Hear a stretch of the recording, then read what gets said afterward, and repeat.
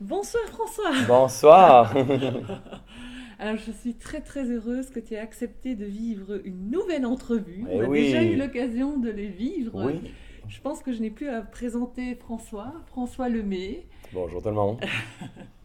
qui est fondateur de l'Académie Kaizen, Ouais, fondateur de Leader de Conscience, ouais. fondateur du mouvement social au Québec, Inspire-toi. hein, Ouais, Inspire-toi, qui est un des plus grands mouvements. ouais. Et donc j'avais envie de... Déjà, je viens de partager avec François et d'autres intervenants tout un week-end de leader de conscience. Donc un tout grand merci. Je suis encore dans l'émotion de tous ces partages qu'on a pu vivre ensemble. Ouais. Et en fait, je souhaitais aborder avec toi un thème qui est quelque chose que tu manifestes, que tu as musclé, je pense, tout au long de ta vie, ou de plus en plus, c'est l'audace. Ouais. Oui. Alors, j'aimerais que tu partages en fait peut-être trois moments dans ta vie. Oh. Trois, tu vas me dire peut-être que tu en as J'en ai tout tant plein, ouais. tellement. Effectivement. Mais quels seraient tes trois moments audacieux que tu as pu vivre? En fait, je crois que peut-être la première fois que j'ai décidé de laisser mon travail et mon ancienne vie, mon confort et tout ça, j'avais une entreprise en paysagement, et de laisser, de tourner la page et de m'en aller dans ma nouvelle carrière de coach, conférencier. Donc Mhm. de lâcher une certaine sécurité que je pouvais avoir à ce moment-là, que j'avais depuis 10 ans avec plusieurs employés, et de suivre mon intuition avec audace, même si ça me faisait peur, pour recommencer à zéro dans une nouvelle ville. Et ça a été vraiment un moment où j'ai utilisé l'audace. Suite à ça, pas très longtemps après ça, la première conférence de ma vie. Que tu nous as Ouais, la partagé. première Ouais. conférence de ma vie dans une salle de spectacle avec 250 personnes qui étaient là. Ça a été vraiment un des mes plus grands coups audacieux. Ça peut paraître banal. Aujourd'hui, c'est banal parce que je donne plein de conférences. C'est rien, hein?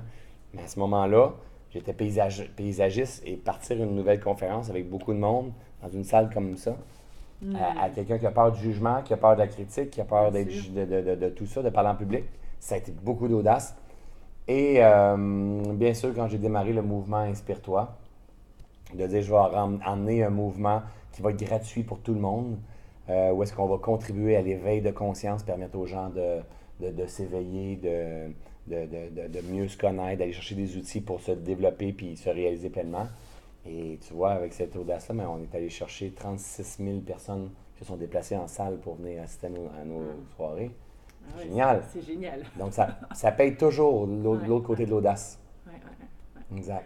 Alors j'aime beaucoup les exemples que tu cites parce que moi présentement j'accompagne les entrepreneurs qui veulent justement se lancer dans la création de leur activité. Ouais, Et ce que je peux réaliser, c'est que très souvent, et moi-même pour l'avoir vécu, c'est vraiment, on est parfois dans la boulimie de connaissances ouais, et quelque part on n'ose pas passer à l'action. ouais. Alors que ça fait partie d'un des grands rêves, parce que l'audace, ça amène toujours à se rapprocher un pas de plus Tout à vers fait. un de ses rêves. Tout à Et fait. donc j'aime beaucoup les moments de bascule que tu viens justement de citer. Ouais. Et ce qui est là aussi pour moi, c'est de plus en plus de oser parler de sujets que je vais appeler des sujets qui frottent et qui piquent. Ah oui? Et il y en a un qui est vraiment justement comment allier, et c'est vraiment le chemin dans lequel je suis aujourd'hui, c'est allier l'entrepreneuriat Ouais, et la spiritualité. ouais, Et pour moi, le sens que ça fait, et ce que je sens vraiment de plus en plus s'incarner, c'est que le pont entre les deux, en tout cas c'est la façon, c'est ma vision, c'est la pleine conscience, ouais, tout à qui fait. permet ce pont entre les deux, Ouais, parce que ça permet d'être beaucoup plus présent. tout à fait. Et donc j'avais envie de t'entendre parler justement, parce que ça fait partie aussi des grands projets audacieux que tu as fait, parce que tu n'as pas cité le dernier en date, qui est le lancement de ton livre. Ah, c'est pas le dernier, en fait. Non, Oui, c'est ça a pas... été le lancement en date, mais c'est pas le dernier. Non, c'est Le clair. dernier, on a fait un ce week-end, tu sais, donc, Oui. oui, le lancement de mon livre. Tu sais, je parle de ce Oui, coup-là. avec grand plaisir, En parce que fait, c'est quand même assez ouais. exceptionnel. Donc, j'ai eu le désir pendant plus de 3 ans d'écrire un livre et je reportais toujours la date. Puis j'avais pas le temps, j'avais d'autres projets. Et une fois, j'ai décidé que on est le 6 novembre, l'an passé, en fait, hein. Et j'ai envie d'écrire un livre que je ne sais pas quel est le. Ouais, j'ai pas. Le 6 novembre, j'ai pas mal le nom en tête. Et j'avais le désir, moi, de lancer, le jour où j'allais faire un lancement, de le faire dans une église.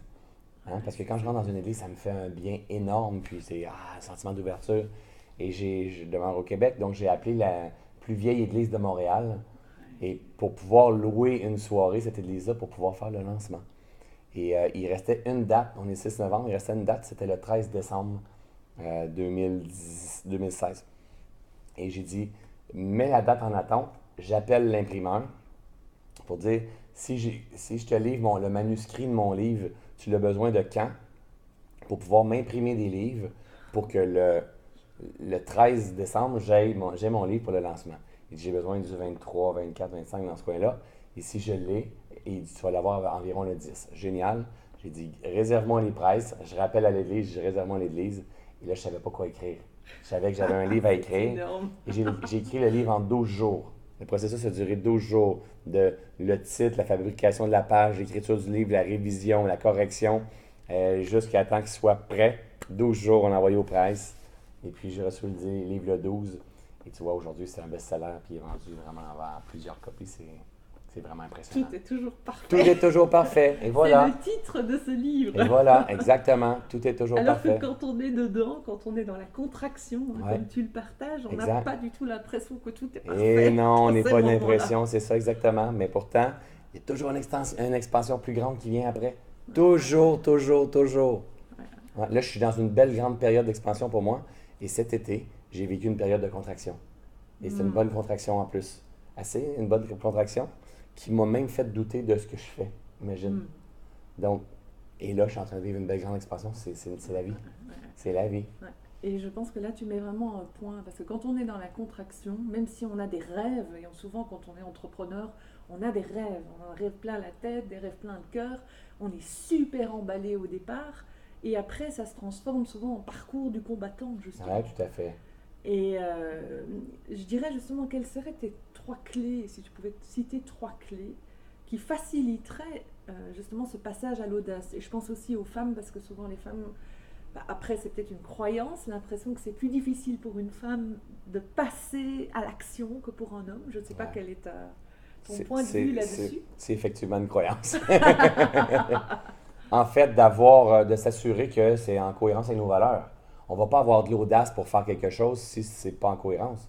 Tu comprends? Moi, j'ai envie de contribuer, j'ai envie de changer le monde, j'ai envie de m'amuser, j'ai envie d'avoir du plaisir, j'ai envie de découvrir. Donc, toutes mes valeurs sont répondues si je vais avec l'audace. Je partage complètement ces valeurs. Tu comprends? Donc, les valeurs sont répondues. Donc, aller dans le sens de nos valeurs. Deuxième clé, peut-être, peut-être de ne pas trop se prendre au sérieux.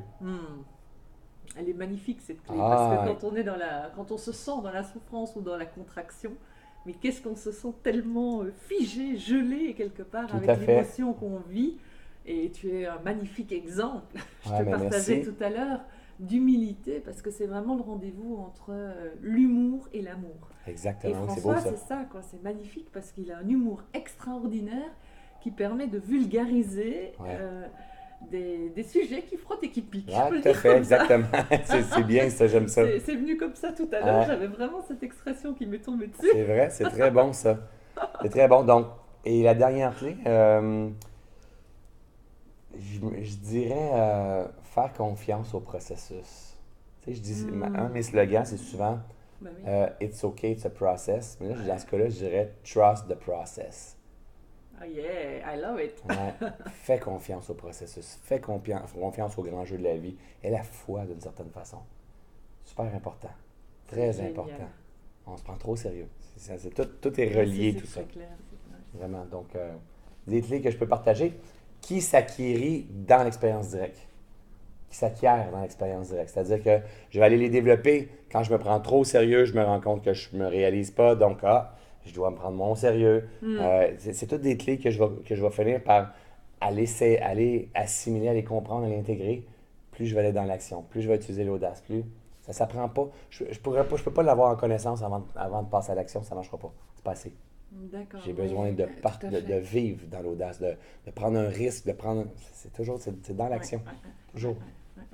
Et là, effectivement, je pense que c'est vraiment quelque chose d'important parce que c'est dans l'action, mais c'est dans l'action aussi, et ça je le prends aussi pour moi, mais c'est dans l'action au contact aussi des autres. Oui, tout à Et fait. c'est pas nécessairement en s'isolant, en se coinçant derrière son bureau, en restant Voilà, devant très bon point. 36 000 formations. Non, exact. C'est dans le contact avec les autres que finalement, l'audace nous permet surtout de nous libérer un pas à la fois. Tout à fait, exactement.